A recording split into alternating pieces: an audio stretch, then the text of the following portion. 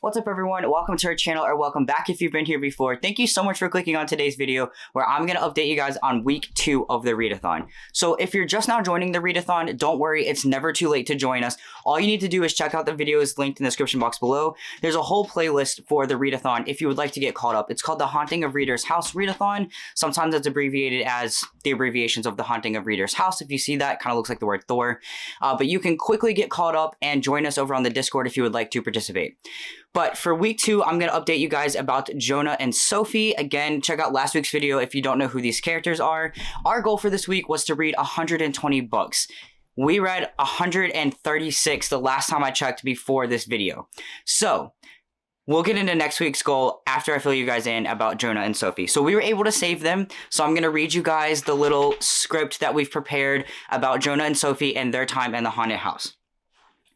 Sophie runs, and she runs fast. Sophie, wait up, please. She hears her dad calling from down the street. Without turning, she hears him behind her. Between breaths, he calls her name. Please, Sophie, just talk to me. We can't talk if you run.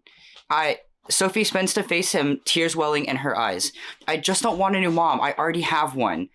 It's just dating. It doesn't mean they will replace your mom. I haven't even met anyone yet. You're lying. Just shut up. I can't. No, Sophie, wait. Sophie takes off again, heading towards the empty house across the street. She notices the door is open and impulsively runs straight inside. Jonah, meanwhile, slightly stung by her words, opens his eyes and starts to panic. He can't see her anywhere. Spinning around, he yells her name. He pulls out his phone, fumbling with the code to call the police. Looking up to find some sort of address on the house, he noticed a figure in the window. Without a moment's hesitation, he runs towards the house, calling for her. Bursting through the door, Jonah continues yelling, Sophie, getting more worried with each call of her name. He speeds into the room on the right, pulling away the curtains where he thought she was standing but finds it empty. He slumps to the floor, letting the tears spill out as he mumbles her name again and a barely audible sob. Looking up, he tries to clear his vision, but it takes him a second to notice all the old expensive furnishings and dusty artwork filling the room. For just a moment, he allows himself to think of the life he could give Sophie with just a fraction of this room's value. His trance is broken by the most familiar sound, his daughter's laugh. The tightening in his chest releases as he bounds up the stairs, letting out the breath he didn't realize he was holding. Yes, we put that in there on purpose. You're welcome. He calls out once more, this time with a smile on his face. Dad! Sophie appears at the top of the stairs and wraps her arms around his neck. Sophie, thank God, don't you ever run from me again.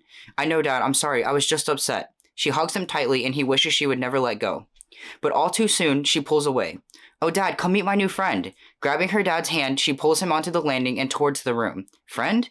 Hey, what have I said about not talking to strangers? It's fine. I didn't talk to her. She spoke to me. He can't help but laugh as he says, You're getting too smart for your age. They enter the room to find nobody there. Wait, but Dad, she was just here. Sophie starts to search, opening all the doors before Jonah guides her back towards the stairs. Maybe she's gone, out of this spooky house like we should be. How about we go check? They make their way down the stairs as Sophie starts to tell him about the creepy voices and sounds she heard while in the house, making Jonah begin to wonder if the friend was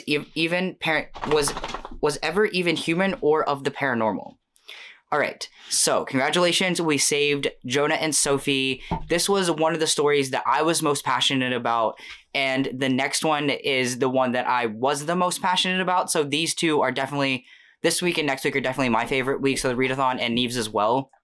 And like I said, if you want more about Jonah and Sophie, at the very end of the Readathon, we will give you guys like an epilogue of where the characters are now. But I just really appreciate you guys reading in this Readathon, and we saved them. So for next week, our goal is going to be to read 140 books. We're just slowly going up. And last night, Neve and I were talking about it, and you guys were barely at 120, but overnight, everybody like put their books in. So I'm thinking we should push you guys a little bit and push you to 140 books. So that is the goal for next week. But before we get into next week, let me tell you about our character October. This was the second character we ever developed for the Readathon. She is probably my favorite, as I feel like there's not enough trans representation in literature. So I'm very excited for this character and for her story. So I am going to read you the little thing that we have written about her, how we get you guys set up for everything. So, you will like this story if you like sad girl vibes, independent single queens, happy endings, found family, and trans girl victories. A woman wrangled by love, her story not yet written, looking for a place to stay in the arms of a man now smitten. All right, so here's the little setup for October as we get her to the haunted house, and then you guys can figure out next week if you're able to save her, which you better be, or I'm going to come for you, what happens to her in the house. October is confident, strong, and recently divorced. You wouldn't know that while she's serving you at Waffle House. Hiding her emotions behind her little apron, this young woman keeps her head down and is always there for her customers. The definition of service with a smile.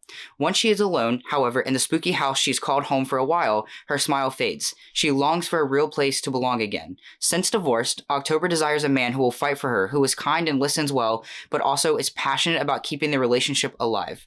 She longs for a partner who will work with her in the community to improve the lives of her queer community, requiring an unashamed man at her side. She's ready for her second chance. Can we help her find it? All right. Good luck, everyone. I will see you guys next week. Don't forget to put your reporting in the Discord. Stay spooky, keep reading, and I will see you guys next week for an update and in the Discord.